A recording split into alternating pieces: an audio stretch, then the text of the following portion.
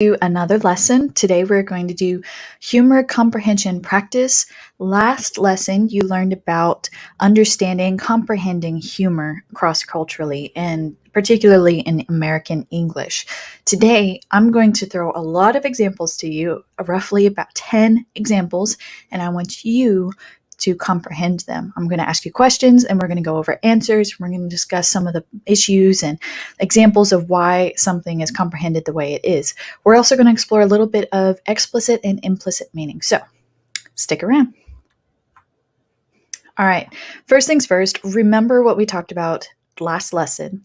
Identify what is funny to the audience. That is very important for being able to comprehend why something is funny. And remember, I was talking to you about how difficult it is to comprehend humor. It's because it is so contextualized that even people, like for me, example, I understand some things and some things are funny to me that are not funny to somebody else somewhere else in America. So you have to remember that different people see different things as funny, and it really is highly dependent upon their culture, their subculture, their history, the time period, whatever's happening in the time, all of that. And we're gonna go into practicing that and discussing that as we practice today. Identify the context. Very important. Identify the original audience. Know who it was originally designed for. Because if you understand them and you understand their context and their culture and why something like that would be funny to them, maybe you would begin to see the humor in it too. Identify elements that make it funny and identify why it was made. Sometimes some things that are made to make America laugh, for example, has been made at a specific time or over a specific issue or concept for a reason, for a purpose. We're going to see some of that today too. All right, I want to add 2 more types of humor because you are definitely ready for it. I'm going to add parody, which is making fun of something by imitating it with deliberate exaggeration for comedic purposes. All right, so we most often see this in the form of music, but we also see it in other ways. So mainly, maybe you change the words of a song. Right? You change the words of a song and you put out a goofy music video with it and just making fun of the song because you've changed the words into something else. Americans really love parody for that reason. Irony. Irony is fantastic for comedic relief, for comedic purposes.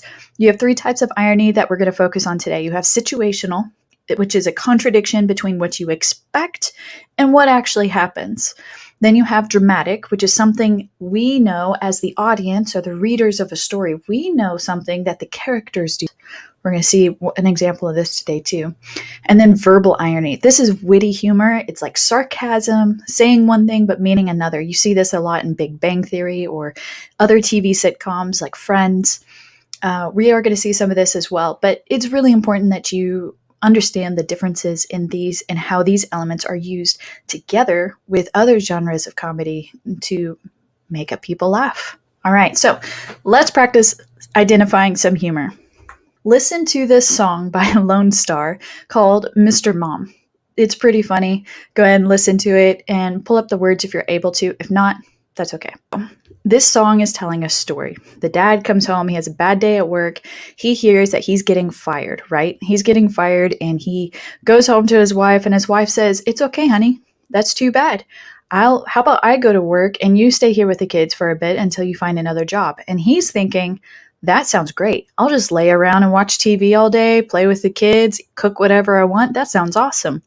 Well, we find from the song, like the first day that she goes to work, reality sets in and the difficulty of having kids and being the dad in the home with just the kids and how crazy her job is at home. The kids, the baby gets into things that he shouldn't, the crayons and the TV show that you see over and over and over again because the kids want to see, right? This is all part of the humor. So what kind of humor is this? This is situational humor. It's situational humor because the dad is at home while the wife goes to work, and that is not the normal order at the time the song came out. Why is it funny? It's unexpected, but it's relatable. Sometimes people have to do this, and it's just one of those things that when somebody gets kids, the first thing that you have to get used to is having kids all the time. Right? So moms and dads understand that. So it's really funny when his expectation was that he gets to lay around and lounge around all day, not have to go to work, have no expectations. And it turns out it was much harder than he expected. Number 3, what are the elements of humor? the traditional roles of man and woman, mom and dad being flipped, and then for a dad to experience being alone with the kids for the first time, seemingly in their marriage. So that is pretty funny.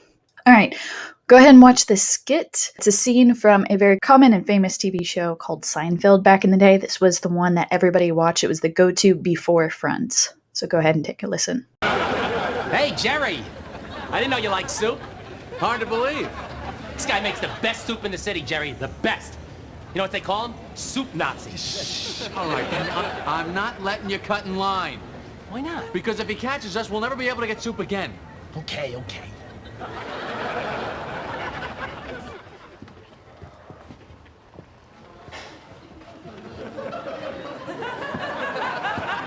Medium turkey chili. Medium crab bisque.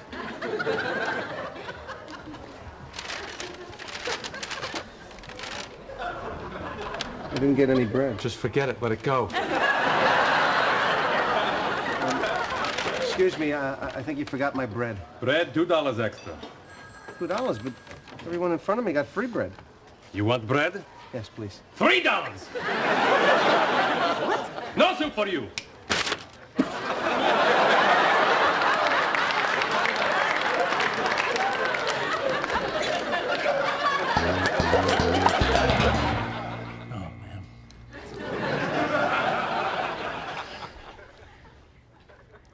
This is fantastic. How does he do it? You know, I don't see how you can sit there eating that and not even offer me any. I gave you a taste. What do you want? Why can't we share? I told you not to say anything. You can't go in there, brazenly flout the rules, and then think I'm going to share with you. Do you hear yourself? I'm sorry. This is what comes from living under a Nazi regime. Well,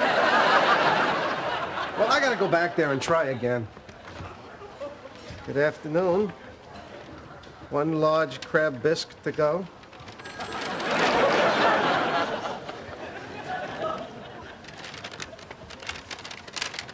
Red. Beautiful. You're pushing your luck, little man. Sorry. Thank you. Thank you. Hey there.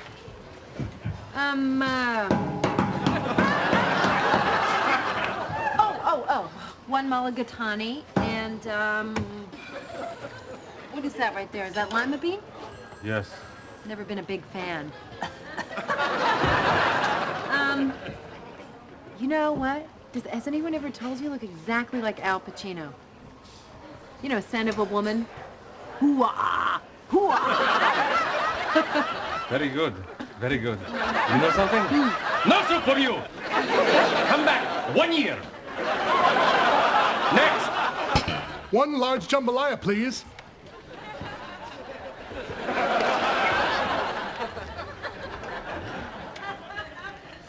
So, continue. Well, my friend is awfully disappointed is all. Now, she's very emotional. Thank you.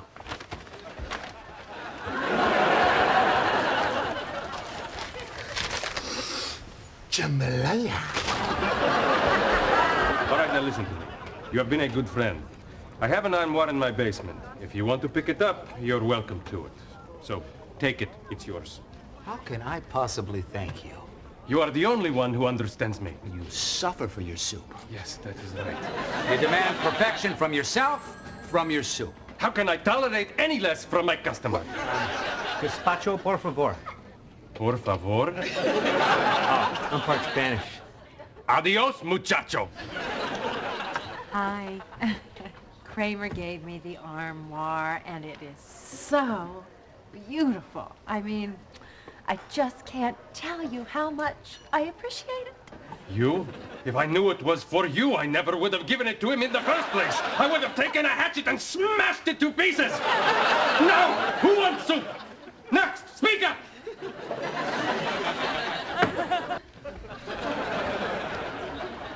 Hello. You think you can get soup? Please, you're wasting everyone's time. I don't want soup. I can make my own soup. 5 cups chopped porcini mushrooms, half a cup of olive oil, 3 pounds celery. That is my recipe for wild mushroom. Yeah, that's right. I got 'em all. Cold cucumber, corn and crab chowder, mulligatawny. Mulligatawny. You're through, soup Nazi.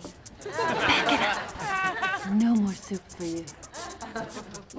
Okay, so what kind of humor was that? What elements are funny? Why was the cook called a soup Nazi? And how did the woman get her way in the end? This is a bit of surreal humor because it's ridiculous, right? This is not normal for a restaurant. You don't normally have a soup Nazi that everybody acts so rigid and scared of him and obeys in a certain way in order to get this soup. That is not normally what happens. So this is surreal. It's absurd. It's ridiculous. And the ridiculous elements of these people and her stubbornness and all of this. Why was the cook called a soup Nazi? Because he was rigid and strict. And if people did not act the way he wanted them to, they did not get soup. No soup for you, right? And how did the woman get her way? She got his secret soup recipes. And that's how she was able to get her way and kicked him out in the end. All right, here's another one. Number 3, I'm Going Song is a country song. And he is talking about, he's telling a story of having his wife confront him when he's out. He's at the door, he's ready to go fishing, and she confronts him. Like, the idea is that he always goes fishing on his days off, that he always goes out by himself, does his own thing, and does not spend any time with his wife, right? That is the idea.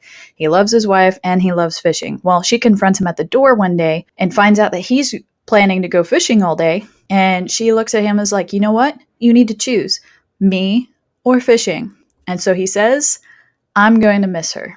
And that is the joke in the song. So the joke is the man chooses fishing over his wife. The type of humor is situational irony. Obviously, most people would choose their wife over fishing, but that's part of the joke of the song. I'm going to miss her. The original audience is young American men, typically in the American South, who enjoy fishing when they have free time. And maybe they have family tension because they spend hours and hours and hours at fishing, but maybe it's difficult to spend many hours at home with your family. So pretty funny song. All right, go ahead and watch this video. This one's going to be a little bit different. The idea of this video is what is so funny. So I want you to watch it and then come back and answer these questions. This guy stole my package from a porch and he's about to open it in his house. Hello. But what he doesn't know is that this is the 3rd generation of a new and improved custom-built bait package that's recording him on 4 different phones and just released a pound of the world's finest glitter along with some other nasty surprises. But to understand how we got here, we first have to go back in time a bit. Because that's when this couple stole a package from my porch. And even with the video footage, the police wouldn't do anything, so I vowed to use my engineering skills to go full Home Alone on these punks. Not just to avenge my package, but as a tribute to the 2 million packages that are stolen across America every year. And because packages are taken most in December, for the 3rd year now, it's sort of become a Christmas-time tradition for me to do my very small part to encourage future would-be porch pirates to choose a different profession in just the most fabulous way possible. So before we see how this year's version fares in the wild, I'm going to first walk you through all the upgrades my buddy Sean and I have been incorporating into this box over the past year. For starters, we updated the outer casing, this time going for more of a Cybertruck aesthetic. You can sort of see the evolution from year to year right here. As part of this, we created an intentional handle here in the hopes that the package thief will grab it, not realizing we took a page directly from the Kevin McAllister home security plan by putting extra sticky glue on the underside. This is the exact same stuff used in those rodent traps, and as you can see here, it's incredibly strong. You'll also notice these 2 protruding rods. Those are the most critical improvement from last year, but more on that in a second. Under the hood, we made quite a few changes as well. The fundamentals are still the same, where you have a battery-powered, Arduino-based microcontroller on a custom-printed circuit board that gives instructions to these 4 phones, which allows us to record the thief no matter which side they open it from. But this time we upgraded the brains of the box itself to have its own SIM card too, so we can fully control all the functions of the phone at any time, including remotely triggering sounds to be played on command. And you'll see why that matters in just a bit. And this year, you'll see not 1, not 2, but 4 canisters of fart spray. I had the personal goal this year that anyone who opened this box would at least at some point comment on just how bad it smells. To aid with that, I'm using the same absolutely wretched formula that almost killed Macaulay Culkin last year. I still smell it. Along with just a touch or two of essence of actual skunk. I'm going light on this stuff because it lingers much longer than the fart spray, and anything more than a couple drops just wouldn't be cool. And so these cams are turned by motors, which sprays the fart spray, and we keep spraying it every 30 seconds because first of all, it's ridiculous and hilarious. But second, and more importantly, so they get rid of the package out of their house before they realize there's 4 phones inside. And this design feature makes it so we pretty much recover our boxes 100% of the time from the closest trash can or dumpster, since we already know the location of the box at all times due to the GPS tracking on the phones. But if the box does get destroyed by a package stealing glitter hater, all the phones will have already uploaded their footage to the cloud for me to see exactly what happened. And then of course we've got the main attraction, which is this spinning cup powered by a motor underneath here, which this year holds 15% more of the finest biodegradable glitter that money can buy. And so then after opening the box and just like sitting in a daze trying to process what the heck just happened, well, that's when we start the countdown. 10, 9. And of course we know nothing happens when it gets to the end, but having just been covered in glitter and fart spray, they're going to be terrified of what this would possibly escalate to next by the time the countdown ends. And then after the countdown, we have the police scanner. But this year we added LEDs, so it will light up the room in red and blue lights for added ambiance. This also allows us to illuminate the package thief's face with white light in case they open it in a darker setting. And then finally, we've got this lid, which still has these 2 holes with one-way film, so we can record what's going on even before it's opened. And as you can see, Kevin's older brother Buzz has also been working hard this year. He's releasing not just the fictitious Buzz Buds, but the entire Buzz collection. And it's just adorable when you hear some of these package thieves repeat that in excitement. And this is literally the box we use, but somehow they never bother to read the side with lots of little words that would totally give the whole thing away. And so now with the lid in place, you can see the function of those 2 rods from earlier, because when the lid slides off, they shoot out, which prevents the natural reaction of someone to just quickly put the lid right back on again. And this happened quite a bit last year, and it just makes it way less fun for nearly everyone involved. And if you look at the CAD, you can see how these are designed such that once the plunger is extended out by this spring, this little floating chunk of steel drops down into this groove, which stops the plunger from being pushed back in. This is just a beautiful passive solution, and the only way to reset them to get the lid back on is to either wave a magnet here, which sucks that steel chunk up, thereby allowing the plunger to go back in, or to turn the whole thing upside down, which means the chunk falls out of the groove due to gravity. And for the final major design improvement, last year it was a hassle for our porch volunteers to have to bring the boxes in and charge them every night, and then remember to put them out the next day. It was also a problem if the box got stolen in the late afternoon, because the phone and the box batteries could be pretty low at that point. So this year we made a custom doormat that discreetly plugs in and then inductively charges the box at all times, so it's always ready to go. So the idea is, after the bad guy properly disguises himself and then comes sneaking by and steals it off the porch, all the batteries are at 100% charge, and the box knows that it's no longer on the mat, so it texts us that it's been stolen and starts recording and uploading footage and sending us GPS updates. So when they eventually get home and take off the lid, the circuit board brain knows it's go time and autonomously sets everything in motion. Hello. Now, is it petty to dedicate an entire year of your life to completely over-engineering a box just to shoot a little glitter at someone? Yes. But at the same time, could that creation still be just ridiculous and beautiful? Also yes.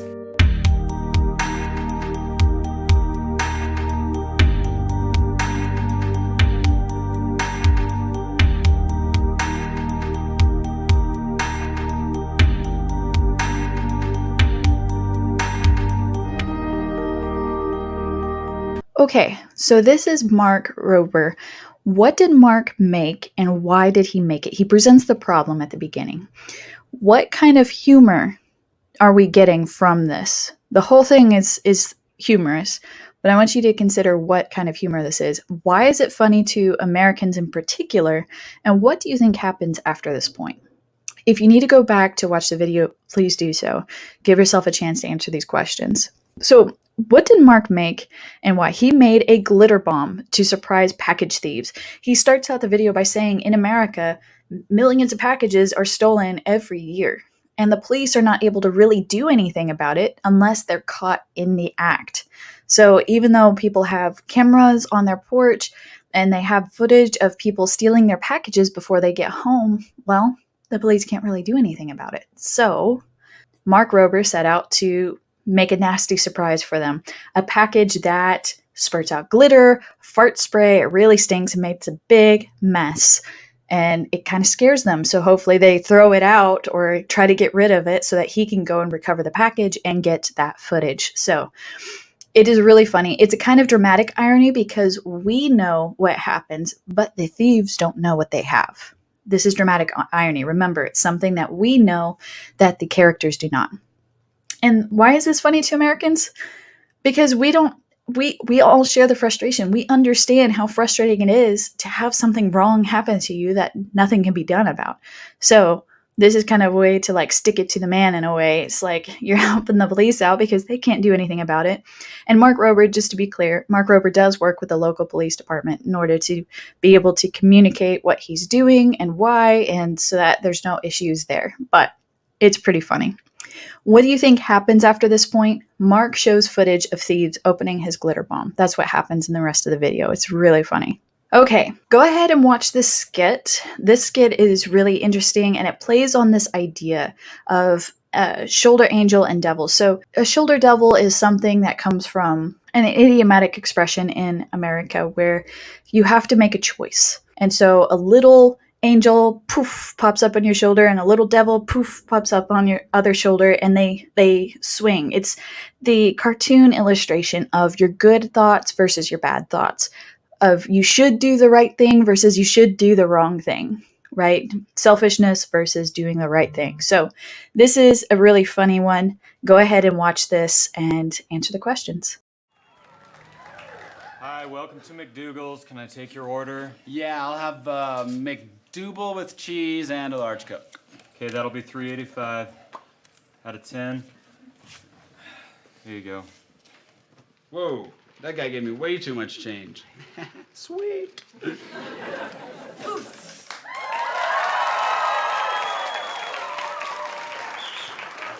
Who are you? I'm your shoulder angel, James. Now, if you just take a knee here. Yep. Okay. There you go. Yeah.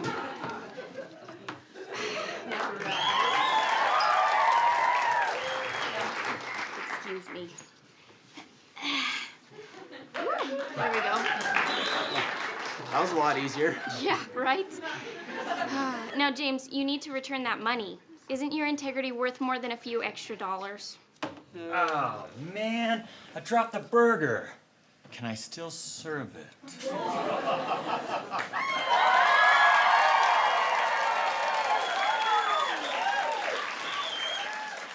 Poof. Oh, no. Oh, yes, Jason. I'm your shoulder devil. Here, allow me to just...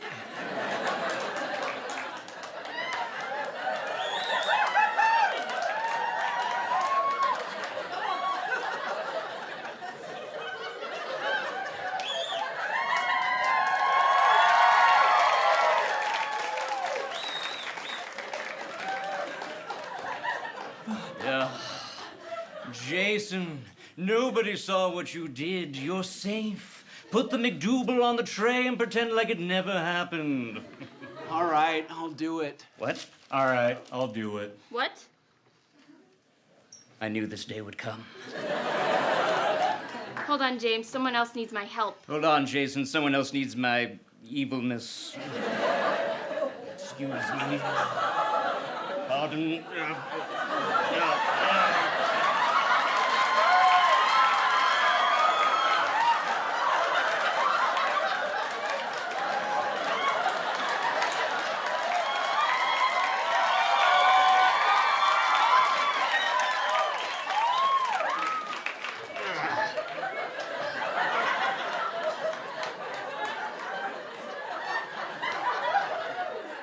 Must say I'm surprised to see you. Where's the usual guy? It's his day off. Good, I never liked him anyway. Gonna need that arm back, Jerry. There it is.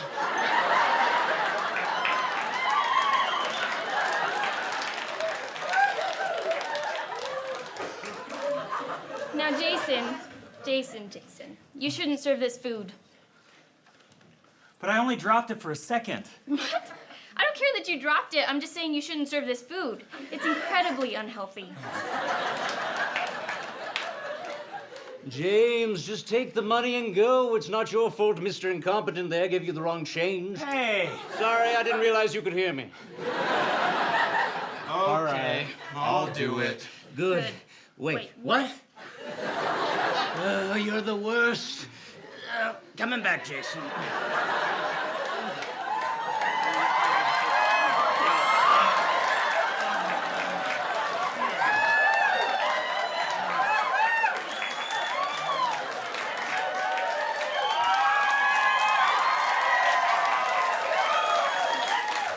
I hate her so much. Okay, Jason, all right.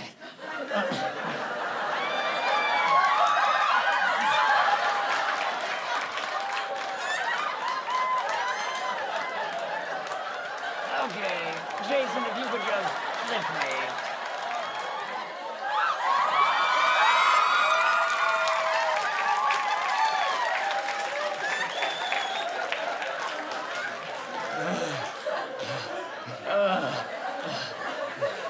Oh, my girth is overheating. What do we have in the way of cola products? Maybe. Oh, caffeine-free. Utah.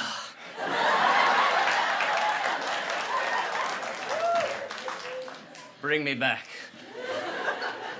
Listen, Blondie. How about I keep Mr. Incompetent and you can keep the guy with the strange body odor? Hey. Sorry, I forgot you were right here. Okay, so what kind of humor do you see in here? What are the elements of humor at play? Why did the angel and devil appear, and what was their goal?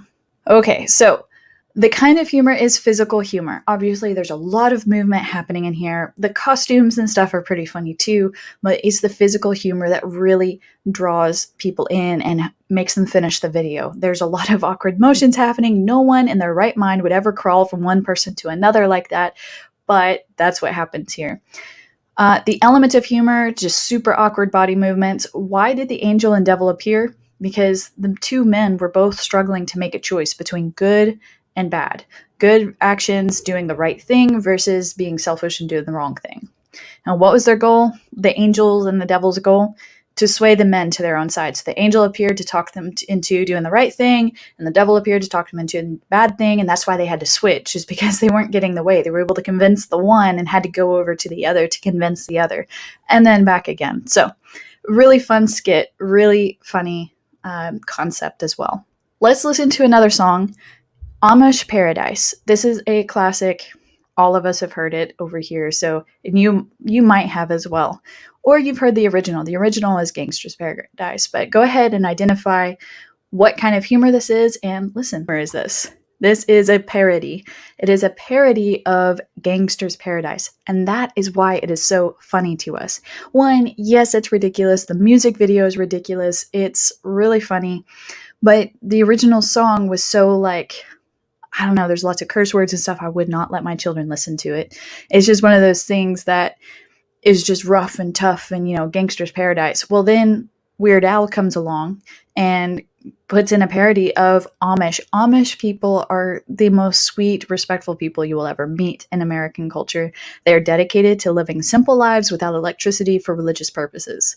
They're very family-oriented, very kind. So turning Gangster's Paradise into Amish Paradise is a joke in itself. So definitely a great example of a parody in American culture. Okay. Sometimes you will come across something where multiple types of humor are used simultaneously or at the same time. So maybe you'll get physical humor blended with satire or observational humor with puns. Consider the blend of humor in the following examples. I've selected these on purpose to give you the chance to what kinds of humor are at play and how they are used to achieve a certain effect. So, why are these blended, and how does that best achieve the implicit meaning of the piece? Go ahead and watch this skit here. Oh, she's beautiful. Congratulations, you two. I can't believe she's finally here. Are we really parents? I mean, I still feel like the same old me. Well, maybe it'd help if you held her.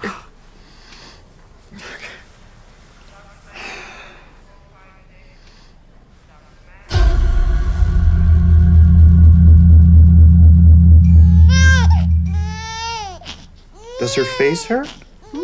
Oh no, is something wrong? Because it's killing me.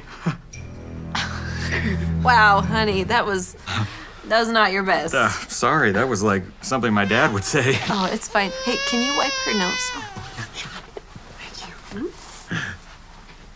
Want to know how to make a tissue dance? Huh? Put a little boogie in it. Her nose is running, dear. Her nose runs and her feet smell. She must be built upside down. Will you stop her right now, Jason? Honey, when did you put on that sweater? Ah! What is going on? What is...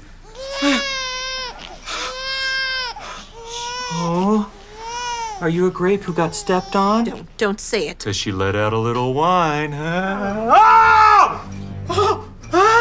Okay, it's fine. Why don't you take a seat? You look a little tired. I'm too tired. Like a bicycle. What is happening to me? Is everything okay? I heard some noise. Don't look at me! I'm a father! What is wrong with him? I've never seen it spread this fast before. Somebody call me an ambulance! You're an ambulance. What is happening to my husband? That's not your husband. Your husband is Dad. How do we help him? We could put him on the almond diet, but that's just nuts. Yeah, man. I'm sorry. It's contagious. I'm a dad, too. Want to hear a joke about construction? No. That's okay. I'm still working on it. Do something, doctor! It's too late! The virus will soon retire and become a grandpa. The jokes will be replaced by grumpiness, unsolicited advice, and racist... Dr. Perry, your wife's on the phone. Well, tell her to put a jacket on. She'll catch a cold. Male nurses. Why, back in my day... Wait, this means... That's right. Your daughter just had her baby. Okay, so now that you've watched that, there are 3 types of humor in this sketch. What are they? Before I go to the next page, I want you to think about what are the 3 types of humor that you see. And why was it funny? Did you find it funny? Okay, 3 types of humor are situational irony. Okay, this is not what you would expect to happen at the birth of your daughter. Surreal humor. This would definitely not happen, right? There's super exaggerated emotions, and the dad just randomly he just grows a mustache really quick, and then he gets a fanny pack and socks and sandals. And then there's the puns, the things that he's saying. Those are puns, those are dad jokes. They are embarrassing and ridiculous. So the sketch is funny because it's a complete exaggeration of a dad becoming a goofball. It is a common thing in our culture to say that dads slowly become more dad-like over time, and they grow to where they start to really invest more in things that are comfortable. They get a dad bod, which is where they get more fat, and it's just a complete funny thing. It's a joke in our culture. So this is an exaggeration of all of that happening at the same time, the moment when his daughter is born. So why were the women upset in the video? Dad jokes are super cheesy and embarrassing, and your handsome boyfriend who you married has become a complete and utter goofball, and very embarrassing at that. So that's the joke. And why was the new dad acting so strange? Because he had just become a dad. Okay, so let's go to something more interesting now in terms of speeches. Let's go to President Obama's anger translator speech. It's a skit and a speech at the same time, very cleverly done. Go ahead and watch and then answer these questions. Anyway, as always, I want to close on a more serious note. You know, I often joke about tensions between me and the press, but honestly, what they say doesn't bother me. I understand we've got an adversarial system. I'm a mellow sort of guy. And that's why I invited Luther, my anger translator, to join me here tonight.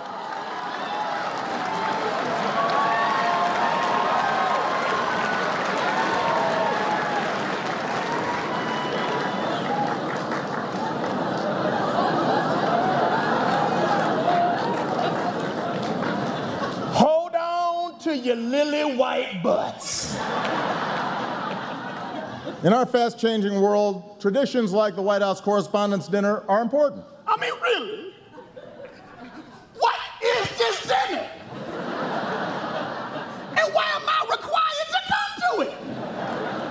Jeb Bush, do you really want to do this? Because despite our differences, we count on the press to shed light on the most important issues of the day. And we can count on Fox News to terrify old white people with some nonsense. Sharia law is coming to Cleveland, run for the damn hills! Y'all's ridiculous.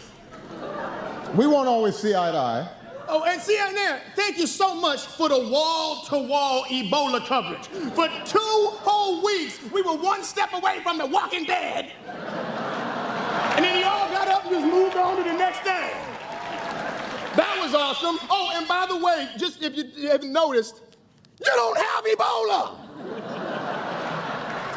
But I still deeply appreciate the work that you do. Y'all remember when I had that big old hole in the bottom of the Gulf of Mexico, and then I plugged it? Remember that? Which Obama's Katrina was that one? Was that 19, or was it 20, because I can't remember. Protecting our democracy is more important than ever. For example, the Supreme Court ruled that the donor who gave Ted Cruz $6 million was just exercising free speech. Yeah, it's the kind of speech like this. I just wasted $6 million. And it's not just Republicans. Hillary will have to raise huge sums of money, too. Oh, yeah. She gonna get that money. She gonna get all the money. Khaleesi is coming to Westeros.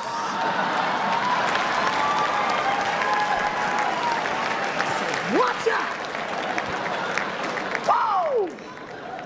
The nonstop focus on billionaire donors creates real problems for our democracy. And that's why we're running for a 3rd term! No, we're not. We're not? No. Who the hell said that? But we do need to stay focused on some big challenges, like climate change. Hey, listen, y'all, if you haven't noticed, California is bone dry. It looked like a trailer for the new Mad Max movie up in there. Y'all think that Bradley Cooper came here because he wants to talk to Chuck Todd? He needed a glass of water. Come on. The science is clear.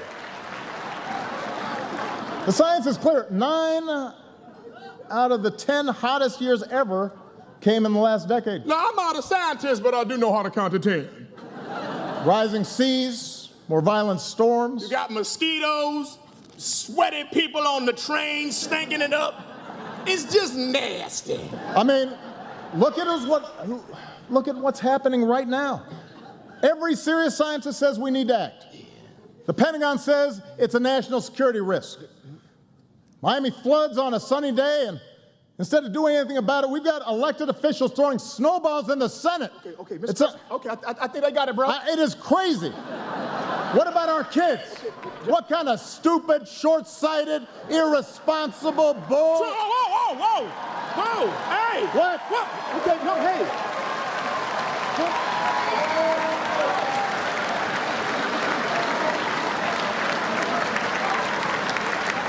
What? All due respect, sir, you don't need an anger translator. You need counseling. So now I'm out of here, man. I ain't trying to get into all this.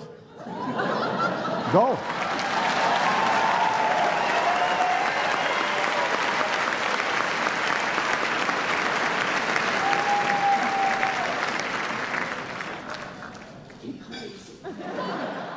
So what kinds of humor do you see in this video?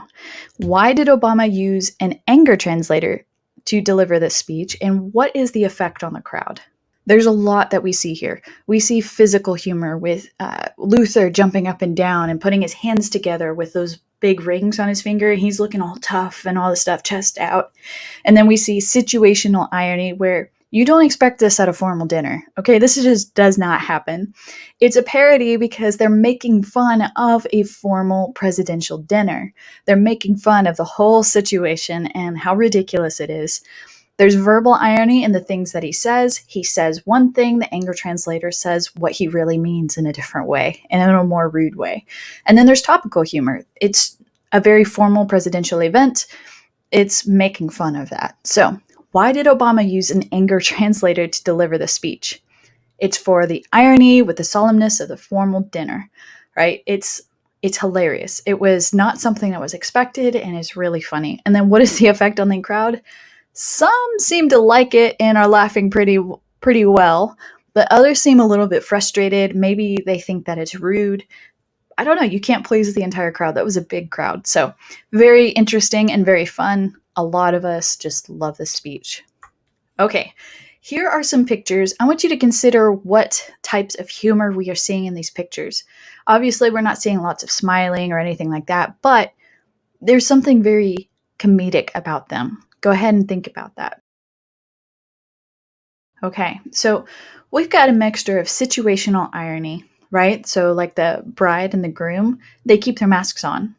Then we have physical humor, again with the masks, and they're trying to kiss, but they still have the masks on.